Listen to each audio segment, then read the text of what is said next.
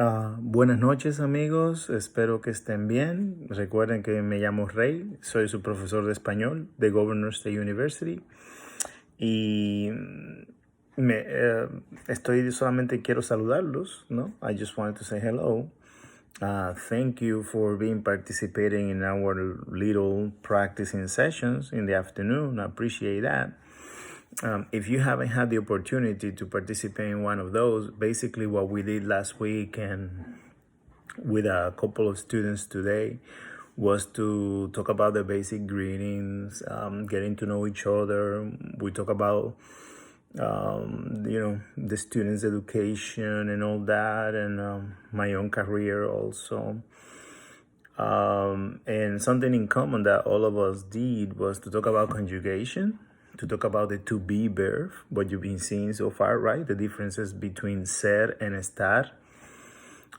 We went all the way to talk a little bit about the ending of, verbs that end in AR. We're going to see that more about that this week. And in the cultural level, we were talking about the origins of Spanish as a language. And we did that in comparison with English too, right? And basically what we said was that the origins of English and Spanish are very similar.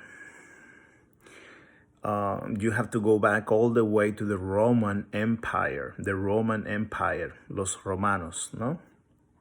When Rome was falling, all the troops that were stationed in Britannia, which is where today you have the United Kingdom, and Iberia,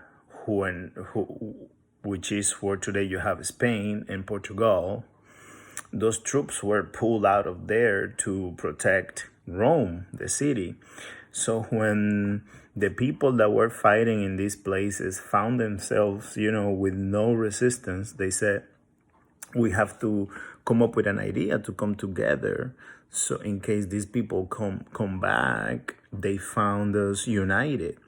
So they decided to unite themselves not under a religion or a flag or an economic system, but under a language. So for example, for English, all the tribes that lived in Britannia got together, the Celts, the Gaelics, the Scots, all those tribes got together and said, okay, what is your word for, let's say, fish or chair? And they, exchanged their different words, but they decided on one. And they went back to their tribes and learned that one, and they decided to use that one and not to use the other ones. So that's why you have English. In Spain happened the same. The problem is that in Spain you didn't have tribes, but kingdoms, little kingdoms. So they were pretty attached to their language and their cultural relics. So they came up with Spanish as language to unify them, but they went back to their kingdoms and used their own languages.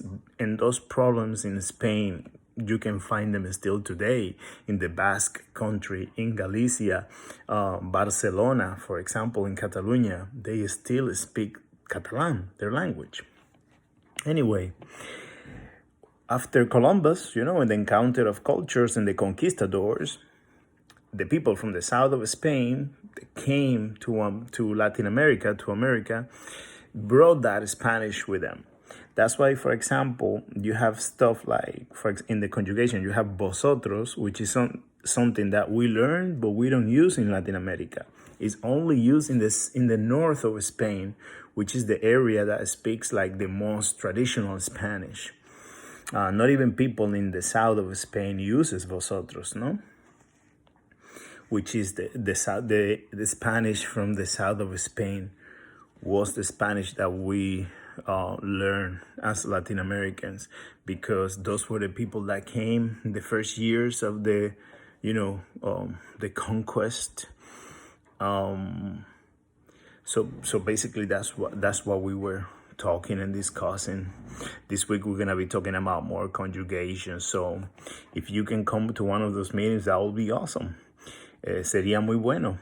The meeting, tomorrow's meeting, the Wednesday meeting is gonna be tricky because I won't be able to hold it. But I'm gonna post an announcement now to explain it to you that even though if we don't gonna meet tomorrow, we're gonna move that to Friday. So you have the opportunity. If you were planning to do it tomorrow, you have the opportunity, another extra day, so we can do it. Okay.